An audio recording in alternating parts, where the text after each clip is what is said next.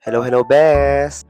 Another day, another gala. So today mga best, ito yung day 2 namin dito sa Taiwan. So meron kaming tour guide for today's video dahil malayo nga yung mga pupuntahan namin ngayon day. So we decided best, nakubuha kami ng tour guide best kasi sobrang layo talaga. Mas maganda kasi ngayon best, may guide talaga kayo kung saan kayo pupunta, magagandang view, at syempre masasarap na kainan. So yan mga best, time check, that's 8 a.m. Prepare na kami best kasi nadyan na yung guide na. Hinihintay na kami sa baba best. So yan best, nag-sweater na ako kasi sobrang lamig nga dito. Today kasi best, cloudy talaga. Hindi ko na uulitin yung mag-shorts talaga ako, best. Sobrang lamig. So, nauna yung ate ko tsaka yung asawa niya, nasa baba na sila. So, ako bumaba, ito yung sitwasyon ngayon. As in, walang araw talaga, best. Pero syempre, best, lahat, magkakape muna tayo. May nakita kami dito sa tabi ng hotel namin, yung highlight. Yung sarang ginumin namin, kaso napili namin yung sa tabi ng cashier. Kasi mas mukhang masarap talaga yun. So, ang in-order namin, best, is cafe mocha.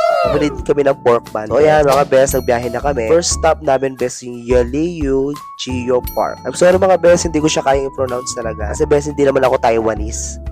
So ayan best, yung entrance dito is 120 Taiwan dollar. Maganda naman dito best, merong mga maliliit na parang park, tapos meron siya mga stone na bato-bato. Ito best, ito yung maganda, balyena siya. Kahoy siya na may hugis balyena, tapos ilagyan siya na buntot best. So ayan best, tabi ito ng dagat, may mga formations. So pas makita natin na maganda yan ang mga stone formation. Para sila mga kabote na ewan ko best. Basta stone formation daw yan. Uy, ba't di mo alam? I-google mo na lang best. Tapos best, meron ka makikita dito. Ayan best, itututok mo yung tenga mo dyan, tapos maririnig mo yung sounds ng mga wave, nung mga naniningil sa'yo.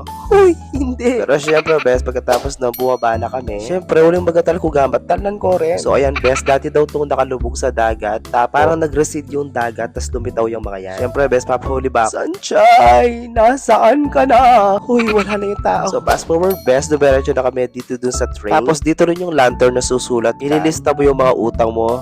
Uy, hindi. Ililista mo yung mga wishes mo, best. Tapos lilipad kayo pareho. Uy, hindi.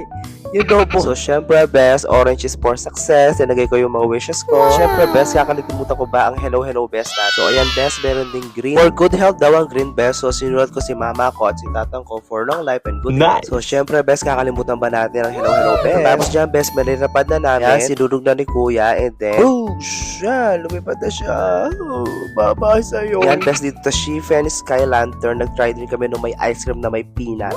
Masarap siya, best. Disclaimer, best, hindi ito yung train na nakikita mo sa social media. At hindi rin ito yung train to Busan, best. Uy!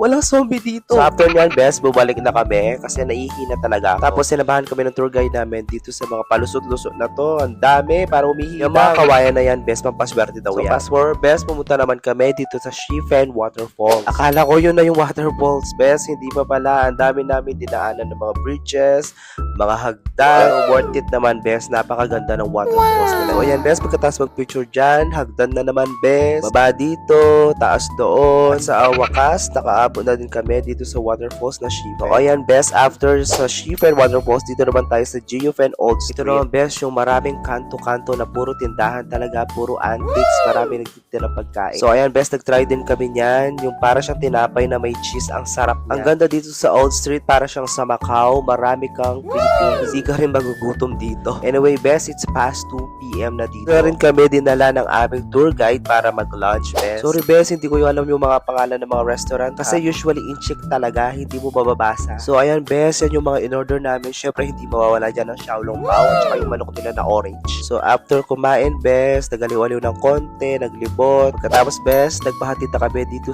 sa Rainbow Pedestrian. Pero syempre hindi natin kakalimutan ng ating mga luho best. Dito kasi sa ABC Mart best, ang dami nilang promo. So nakabili ako ng Nike P6000. Wala ganun talaga, nakasale. So fast forward best, gabi na kumain kami dito sa Kenting Steak. Katabi niya ang Calcutta best. Huy, hindi yan yung hospital. So ayan best, mo po na kami ang nag-order. Ang in-order ko pala is yung Japanese pork. Kasi best, yun lang naman yung mga ulam na malapit sa atin. Wala, parang breaded pork lang siya na parang sa atin. So ayun lang best, sana sumaya ka, sana naaliw ka. Bye-bye!